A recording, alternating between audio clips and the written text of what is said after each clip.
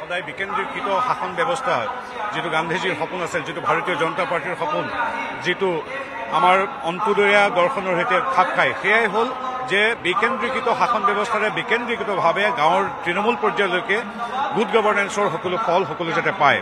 So this is the testament of the good governance of Paramountania Narendra Modi ji led union government as well as our state government under the leadership of Dr. Himanta Biswa Sharma.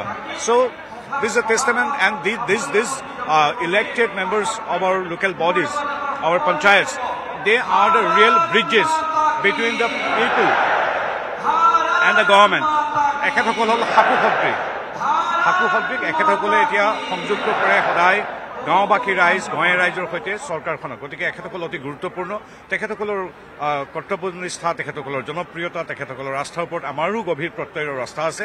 আৰু আজি মুখ্যমন্ত্ৰী মহোদয় তথা গৃহমন্ত্ৰী মহোদয়ে তেখেতসকলক মাৰ্গদৰ্শন দিব। আমি ভাবোঁ তেখেতসকলক উজ্জীৱিত কৰি তুলিব আৰু অধিক সমৰ্পিতভাৱে কাম কৰিবলৈ। সেইকাৰণে অতি গুৰুত্বপূৰ্ণ এই সভাখন। আৰু ৰাজনৈতিকভাৱে আপোনালোকে কৈ আছে, ৰাজনৈতিকভাৱেও আমি সদায় সাজু হৈ থাকোঁ ৰাইজৰ সেৱাৰ নিমিত্তে। গতিকে আমি ভাবোঁ এই সভাখন আমাৰ যি যাত্ৰা, সেই যাত্ৰাটো অন্যতম শক্তিশালী ইন্ধন ৰূপে আমাক অৰিহণা যোগাব।